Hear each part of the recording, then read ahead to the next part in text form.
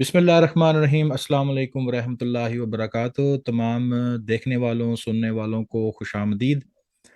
जैसा कि आप जानते हैं कि हम अपने एक सिलसिले के आगाज़ में हैं, जहां पर हमारी कोशिश है कि वो नौजवान, वो लोग जिनको इस्लाम से मुतल्लिक डाउट्स हैं और ऐसे वसवसे दिलों में आते हैं कि जिनके जवाबात मिलने में उनको दिक्कत पेश आती है, या उनको ये मालूम नहीं होता कि उन सवालात के जवाब वो कहाँ से हासिल करें।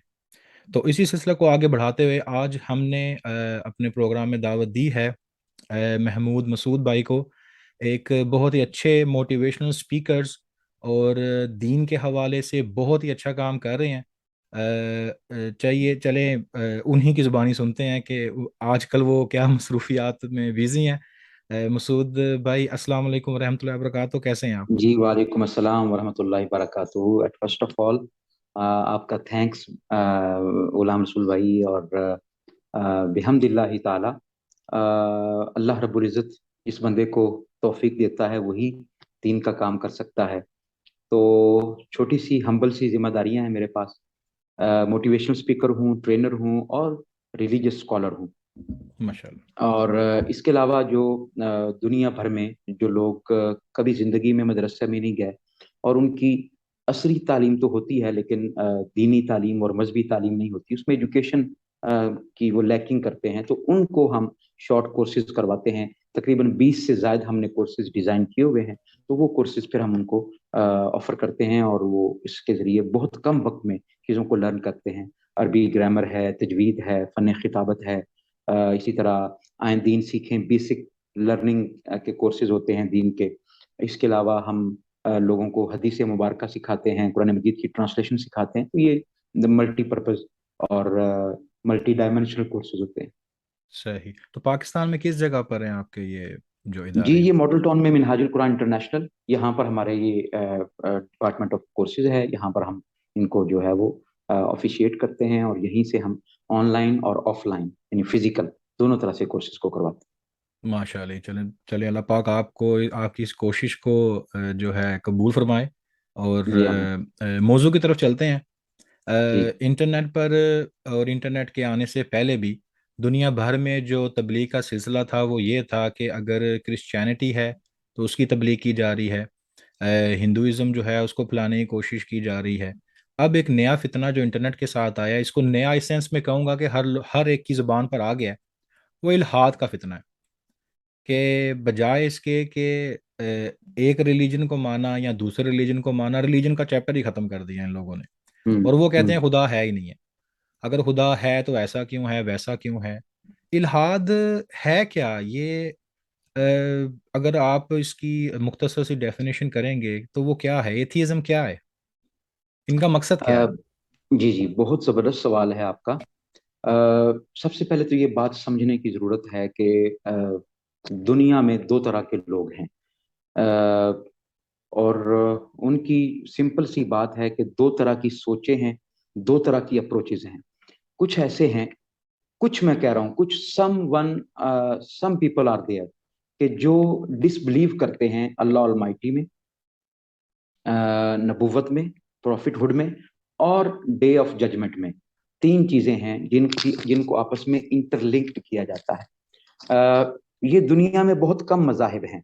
आप कह लें कि एक दुनिया में बुद्धिज्म है कि जहाँ यानी ये तस्वुर किया जाता है कि खुदा नहीं है। रेस्ट ऑफ ऑल रिलीजन्स, खा वो इल्हामी हैं, रिवील्ड हैं या अनरिवील्ड हैं, दुनिया में कोई मजहब ऐसा नहीं है कि जहां पर खुदा के बारे में ये तस्वर रखा जाता हो कि खुदा है ही नहीं, या प्रॉफिटहुड नहीं है, या फिर डे ऑफ जजमेंट नहीं है। यानी बाज लोग खुदा को नहीं मानते, बाज लोग प्रॉफिटहुड को नहीं मानते, और बाज लोग फिर डे ऑफ जजमेंट को नहीं मानते। तो ये मुख्तलिफ कैटेगराइज हैं, लोगों को हम कैटेगराइज कर सकते हैं। तो बुनियादी इसमें तस्वुर ये है कि इनकार है अल्लाह की ज़ात का, वजूद बारी ताला का। और फिर जब वजूद बारी ताला का इनकार है, तो साथ ही फिर अम्बिया अलैहिस्सलाम का और प्रॉफिटहुड का इनकार है, और फिर उसके साथ जुड़ा हुआ अकीदा जो है वो यौम आखिरत का, डे ऑफ जजमेंट का है। तो ये है बुनियादी तौर पर जिसे आप कहते हैं इल्हाद। इसकी मुख्तलिफ सूरतें हैं आज के दौर में। मुख्तलिफ चूंकि अवामिल बहुत ज़्यादा बढ़ गए हैं, बहुत ज़्यादा इस पर जो اثرات پیدا جو جس وجہ سے ہو رہے ہیں، لوگوں کے اس میں معاشی مسائل بھی ہیں، لوگوں کے مذہبی مسائل بھی ہیں، سیاسی مسائل بھی ہیں، اور اسی طرح جغرافی کا مسئلہ بھی ہے کہ لوگ مختلف دنیا کی حصوں میں رہتے ہیں، تو وہاں پر بھی بہت سارے انفلوئنسز ان کی شخصیتوں پر اور ان کی ذاتوں پر ہوتے ہیں، جس وجہ سے یہ بہت سارے مسائل پیدا ہو رہے ہیں۔ تو یہ ایک بہت بڑا فتنہ ہے اور بہت بڑا مسئلہ ہے جو آج کے دور میں پیدا ہو رہا جی آپ نے بڑا جامعہ جواب دیا اس کا، جس میں ساری چیزیں کور ہو گئی ہیں کہ اس کی ریزن کیا ہے کہ لوگ اس چیز پر بلیو کرتے ہیں۔ ہے۔ جی ہمارا دعویٰ یہ ہے کہ ہر انسان مسلمان پیدا ہوتا ہے۔ ایتھیس جی کہتے ہیں کہ ہر انسان جو ہے وہ بیسیکلی ملحد پیدا ہوتا ہے، اور بعد میں مذہب جو ہے وہ اس کو اپنا اپنا نام دے دیتے ہیں۔ تو ہوں جب انسان پیدا ہوتا ہے تو اس کا بلیف کیا ہوتا ہے؟ ہاں، یہ بڑا زبردست سوال ہے۔ دیکھیں، اسلام نے یہ تو کبھی بھی نہیں کہا کہ ہر بندہ جو ہے مسلمان پیدا ہوتا ہے، یہ کبھی نہیں کہا اسلام نے، ٹھیک ہے۔ سب سے پہلے تو یہ جو الزام ہے نا کہ ہم یہ کہتے ہیں کہ ہر بچہ مسلمان پیدا ہوتا ہے، یہ اسلام نے نہیں کہا۔ اسلام نے جو کہا ہے، اسلام نے کہا ہے کل مولود یولد علی فطرہ، کہ ہر پیدا ہونے والا بچہ وہ پیدا ہوتا ہے فطرت پر۔ اب تصور یہ کیجئے کہ فطرت کیا ہے۔ اب ہم یہ دیکھتے ہیں کہ فطرت کیا ہے۔ مثال کے طور پر پانی پینا فطرت ہے، انسان کو جب پیاس لگتی ہے تو پانی پیتا ہے، انسان کو بھوک لگتی ہے تو کھانا کھاتا ہے۔ اب دنیا میں جو بچہ آتا ہے اس کو کوئی سکھاتا نہیں ہے، کوئی ٹیچ نہیں کرتا کہ آپ کو پیاس لگے گی تو آپ نے رونا ہے، آپ کو بھوک لگے گی تو آپ نے ماں سے دودھ مانگنا ہے، یہ کوئی سکھاتا۔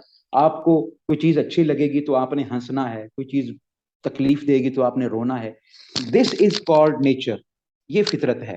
جب آپ کو جب آپ کو پرابلم ہوتی ہے تو آپ واش روم جاتے ہیں، آپ کو نیچر کال کرتی ہے تو واش روم جاتے ہیں، دس از کالڈ فطرت۔ بے عین ہی اسی طرح ہر انسان کی جو انسٹنکٹ ہے اس کے اندر اللہ رب العزت کی اور خدا کی اور گاڈ کی ضرورت موجود ہے۔ یہ بڑی امپورٹنٹ بات ہے۔ ہاں، اب وہ خدا کو کس طریقے سے مانتا ہے جب وہ بڑا ہوگا، he would be grown up، تو وہ خدا کو کس طریقے سے مانتا ہے، اللہ رب العزت کو کس طریقے سے اس میں بلیو کرتا ہے، کیسے وہ ایمان لاتا ہے۔ ہاں، وہ اگر کرسچن کے گھر میں پیدا ہوا ہے تو کرسچینٹی کے طریقے سے مانے گا، وہ جوڈیزم کو مانتا ہے، اس کے گھر میں یہودیت پریکٹس کی جا رہی ہے تو جوڈیزم کے طریقے سے مانے گا۔ کسی ہندو کے گھر میں پیدا ہوا ہے تو پھر وہ اس طریقے سے بھگوان کو مانے گا، کسی بت کے آگے سجدہ ریز ہو جائے گا۔ تو انسٹنکٹ کے اندر، اس کی جبلت کے اندر، اس کی نیچر کے اندر خدا کو ماننا موجود ہے۔ یہ جو خدا کو جو لوگ نہیں مانتے، یہ بھی بڑے جب ہوتے ہیں تب ان کو پڑھایا جاتا ہے کہ یوں خدا کو نہیں ماننا، اس کی ضرورت نہیں ہے۔ یا کئی ذہن ایسے ہوتے ہیں جو کسی کو صحیح۔ ماننا نہیں چاہتے، بلیو نہیں کرنا چاہتے، تو پھر یہ ضرورت پیدا ہوتی ہے۔ تو آقا علیہ الصلوۃ والسلام نے بھی یہی فرمایا کہ کل مولود یولد علی الفطرہ، یہ فطرت پر پیدا ہوتے ہیں بچے، پیدا فطرت پر ہوتے ہیں۔ فَأَبَوَاهُ يُهَوِّدَانِهِ وَيُنَصِّرَانِهِ وَيُمَجِّسَانِهِ، his or her parents make them یہودی یا نصرانی یا Hinduism, Buddhism, what ever they believe, تو وہ اس کو پھر مولڈ کر لیتے ہیں۔ دیکھیے کچی مٹی جو ہوتی ہے، کچی مٹی جس سے برتن بناتے ہیں آپ، تو جب وہ کچی ہوتی ہے تو آپ اس کو کسی طرف بھی مولڈ کر سکتے ہیں۔ آپ دیکھتے ہیں کہ وہ کیسے برتن بناتا ہے، برتن بنانے والا اس کو اپنے حساب سے مولڈ کر لیتا ہے، لیکن جب وہ پک جائے اب اس کو مولڈ کرنا مشکل ہے، اب اس کو مولڈ کرنا مشکل ہے۔ تو یوں کہہ لیجئے کہ جو بچہ پیدا ہوتا ہے، یہ ہمارا بھی دعویٰ نہیں ہے کہ وہ پیدا ہوتے ہی کلمہ طیبہ پڑھتا ہے یا لا الہ الا اللہ محمد رسول اللہ پڑھتا ہے، لیکن اس کے اندر ایک انسٹنکٹ ہوتی ہے، جبلت ہوتی ہے، ایک فطرت ہوتی ہے کہ جس کے ذریعے وہ خدا کو پھر مانتا ہے، اور کسی طرف بھی اس کو مولڈ کیا جا سکتا ہے۔ ہر کوئی اپنے اپنے مذہب، طریقے اور طور کے حساب سے اس کو جو ہے وہ مولڈ کر لیتا ہے۔ اچھا، اب یہ جو بچہ پیدا ہوتا ہے تو اس کا جو بلیف سسٹم ہے وہ تو آپ نے اچھی طرح ایکسپلین کر دیا ہے۔ اب یہ بچے کو ہم آگے لے کے چلتے ہیں کہ یہ بچہ بڑا ہو گیا۔ اب جی جس طرح آپ نے کہا کہ پھر وہ ڈیسائیڈ کرتا ہے کہ وہ مسلمان ہے یا کرسچن ہے یا کوئی دوسرا مذہب ہے یا اس نے ایتھیزم کو چنا۔ ہوں ان کا یہ بھی دعویٰ ہے کہ بیسیکلی جو لوگ مذہب پہ بلیو کرتے ہیں، مذہب پر بلیو کرنا ان کی مجبوری ہوتی ہے۔ ہوں الحاد یہ کہتا ہے کہ بھائی اگر آپ مذہب کو چھوڑ دیتے ہیں تو آپ ہوں زیادہ خوش رہتے ہیں، آپ زیادہ ہوں پوٹینشیل کے ساتھ اپنی پرفارمنس دے سکتے ہیں اور سٹریس فری لائف گزارتے ہیں۔ تو کیا مذہب اگر انسان کی زندگی سے نکل جائے تو اس کی لائف بڑی خوش اور وہ سٹریس فری ہو جاتا ہے؟ یہ سب سے خوبصورت سوال کیا آپ نے. I would like to answer this. دیکھیے، یہ ایک بہت بڑا فطری معاملہ ہے. میں نے جو بات آپ کو شروع میں بتائی نا کہ اسلام دین فطرت ہے، اور اگر آپ کسی چیز کو فطرت کے خلاف کرنا شروع کر دیں گے نا، فطرت کے خلاف، مثال کے طور پر میں آپ کو مثال دیتا ہوں، آپ ایگری کریں گے. مثال کے طور پر بھوک لگنا یہ انسان کی فطرت ہے. بھوک لگنا انسان کی فطرت ہے. آپ کسی بندے کو کھانا، اور کھانا کھانا بھی انسان کی فطرت ہے. جب بھوک لگتی ہے تو کھانا کھاتا ہے. آپ کسی بندے کو ڈینائی کر دیں کہ آپ نے 1 مہینہ کھانا نہیں کھانا، 2 دن کھانا نہیں کھانا، 3 دن کھانا نہیں کھانا. I would ask a question کہ اگر آپ کسی بندے کو کھانا ڈینائی کریں گے، وہ خوش رہے گا یا پریشان ہو جائے گا؟ مرنے کے قریب ہوگا وہ تو۔ مرنے کے قریب ہوگا. آپ کسی بندے کو پانی ڈینائی کر دیں، واٹر، مرنے کے قریب ہوگا. کھانا کھانے کے بعد آپ کسی بندے کو واش روم ڈینائی کر دیں تو وہ مرنے کے قریب ہوگا.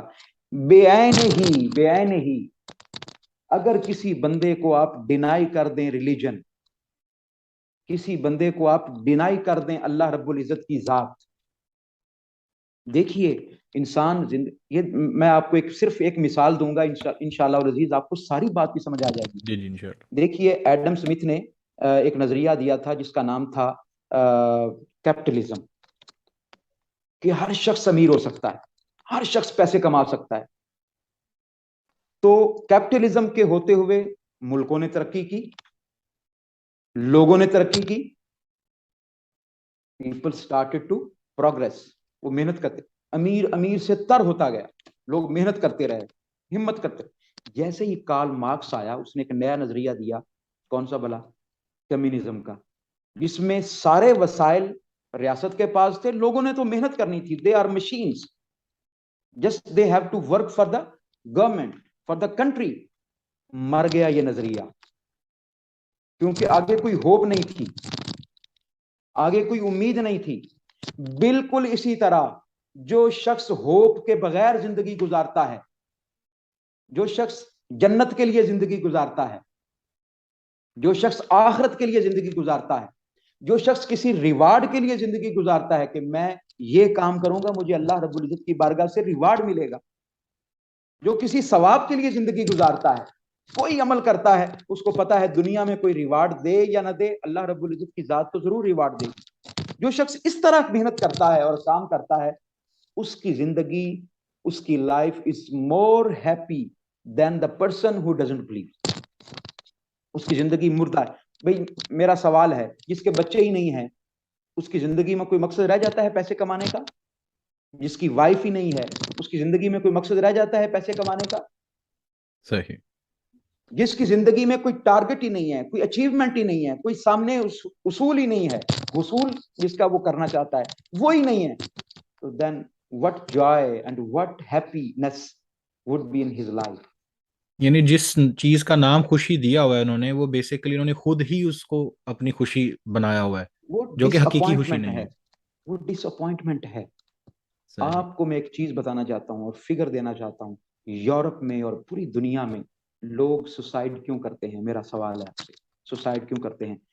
whether they don't have the money, stress. they have money, they have wealth, they have their homes, they have everything, then why they do suicide? اس کی جو بنیادی وجہ ہے وہ یہ ہے کہ they don't have religion, they don't have hope, they don't believe in hereafter, they don't believe in Allah Almighty, and they don't believe in reward. تو زندگی پھر مایوسی، اس میں مایوسی میں چلی جاتی ہے، ڈس اپوائنٹمنٹ میں چلی جاتی ہے، زندگی ختم ہو جاتی ہے، آپ کی زندگی کا کوئی مقصد نہیں رہتا. آپ دیکھیے وہاں پر یورپ میں گے میرجز ہوتی ہیں ایز یو نو، جی تو ناکام کیوں ہوتی ہیں؟ اور ان کا کیونکہ ان کا کوئی آؤٹ پٹ نہیں ہے، وہ جسٹ ایک لمحے کے لیے تو خوشی کا باعث ہے، لیکن in the long run, in the long term اس کا کوئی فائدہ نہیں ہے۔ تو میں نے جو آپ کو مثال دی، چائنا نے اپنایا کمیونزم کو، لیکن پھر ان کو ختم کرنا پڑا۔ آج اگر چائنا ترقی کر رہا ہے تو کیپٹلزم کی وجہ سے۔ آج رشیا، آپ کو پتا ہے رشیا تباہ ہو گیا تھا 90s میں، ٹکڑے ٹکڑے ہو گیا تھا، یہ کس چیز کا شاخسانہ تھا؟ یہ اسی چیز کا، انہوں نے کہا تھا کہ معیشت سب کچھ ہے، پیسہ سب کچھ ہے، خدا کو بھول جاؤ۔ بلکہ لینن نے یہ کہا تھا کہ ہم نے خدا کو رشیا سے نکال دیا ہے، we have ousted the god from the Russia and from the China۔ تو آپ دیکھیں وہ تباہ ہو گئے، برباد ہو گئے، ختم ہو گئے۔ آج ان کو دوبارہ کیپٹلزم کی طرف آنا پڑا، اگرچہ کیپٹلزم بھی ہم اس کو مانتے نہیں ہیں، ہم کہتے ہیں کہ یہ بھی سرمایہ دارانہ نظام ہے، یہ بھی فیوڈلزم ہے، یہ بھی اجارہ داری ہے، لیکن پھر بھی ہم کہیں گے کہ یہ کچھ بہتر ہے اس سے، کمیونزم سے۔ اس کی وجہ یہ ہے، اس کے پیچھے ریزن یہ ہے کہ وہاں کچھ ہوپ ہے اور وہاں ڈس اپوائنٹمنٹ ہے۔ اگر آپ نے ایتھیزم کو سمجھنا ہے اور اگر آپ نے الہاد کو سمجھنا ہے تو یہ دو مثالیں ہمارے لیے کافی ہیں اپنی نوجوان نسل کو سمجھانے کے لیے کہ اللہ کے بندوں اور بندیوں، سمجھو، جانو، پہچانو کہ یہ جو الہادازم ہے اور یہ جو ایتھیزم ہے، یہ بنیادی طور پر انسان کے اندر مایوسی پیدا کرتا ہے، ڈس اپوائنٹمنٹ پیدا کرتا ہے۔ یہ خوشی کا باعث نہیں ہے، یہ نری موت ہے، یہ ڈیتھ ہے، یہ انسان کو منزل سے محروم کر دیتا ہے، ڈیسٹینیشن سے محروم کر دیتا پھر اللہ پاک ہماری نوجوان نسل کو اس فتنے سے بچا کر رکھے، محفوظ رکھے۔ آپ کا بہت بہت شکریہ، آپ نے اپنے قیمتی وقت میں سے ہمیں بھی وقت دیا۔ ایک جاتے ہوئے ایک آخری کوشچن میں پھر پروگرام کو ریپ اپ کرتا ہوں کہ یہی نوجوان جو ہیں ان چیزوں کو ڈیل کیسے کریں؟ جب وہ انٹرنیٹ پہ بیٹھتے ہیں تو ان کو ایسے سوالات سننے کو ملتے ہیں، تو پہلا سٹیپ کیا ہے؟ سب سے پہلے ان کو کیا کرنے کی ضرورت ہے؟ ہے۔ They should educate themselves. They should educate themselves. Nothing else. Keep on educating ourselves. اس کی وجہ یہ ہے کہ اگر علم نہیں ہے ہمارے پاس اور بلائنڈلی ہم فارورڈ ہو رہے ہیں، آگے چل رہے ہیں، تو پھر آگے جو ہے وہ صرف اور صرف ہیلو، آ رہی آواز؟ یس۔ اچھا، اگر ہم بلائنڈلی آگے چل رہے ہیں اور ہمارے پاس نالج نہیں ہے اور ہم پڑھ نہیں رہے اور ہم اٹیچڈ نہیں ہیں دین کے ساتھ، ریلیجن کے ساتھ، تو پھر there are lot of problems for us. تو سب سے بنیادی نقطہ اور ایک ہی نقطہ ہے، اور وہ یہ ہے، keep on educating our self. اپنے آپ کو پڑھتے رہیں، سیکھتے رہیں، سنتے رہیں۔ افسوس یہ ہے کہ آج ہمارے علماء اس بارے میں جانتے ہی نہیں، علماء کو اس فتنے کا پتہ ہی نہیں۔ ہم تو باہم دست و گریباں ہو چکے ہیں نا، آپس میں لڑ رہے ہیں کہ فلاں کافر ہے، فلاں مسلمان ہے، فلاں یہ ہے، فلاں وہ ہے۔ وہ جو نوجوان نسل کی ایک بڑی لاٹ جو تباہ و برباد ہو رہی ہے، جو ایتھیزم کی طرف جا رہی ہے، جو وہ پرانے مردہ نظریات کو دوبارہ اکھاڑ کے اپنے سینے سے لگا رہی ہے، اس کو بتانا چاہیے کہ وہ لوگ پیچھے چلے گئے ہیں اور واپس چلے گئے ہیں، تو ہم کیوں اس طرف جا رہے ہیں؟ وہ ماڈرنزم، وہ ایتھیزم، وہ سارے نظریات اب مر چکے ہیں۔ ہمیں اب فقط ریشنلزم کا سہارا لینا ہے، ریشنل ہو کر، ریشنل اپروچ کے ساتھ اسلام کو آگے پہنچانا ہے اور اسلام کی تبلیغ کرنی ہے، اسلام کو اسٹڈی کرنا ہے۔ انشاءاللہ جی، اللہ پاک ہمارے علم میں اضافہ فرمائے، اور بہت بہت شکریہ آپ کے وقت کا۔ اور میں خواہش مند ہوں کہ دوبارہ بھی ہم ایک سٹنگ کریں اور ڈیٹیل کے ساتھ جو ہے ان سوالات کو ڈیل کریں۔ اللہ پاک ہمارے اس وقت کو ہمارے لیے سرمایہ نجات بنائے۔ بہت بہت شکریہ مسعود بھائی، السلام علیکم ورحمۃ اللہ وبرکاتہ۔ جی وعلیکم السلام ورحمۃ اللہ۔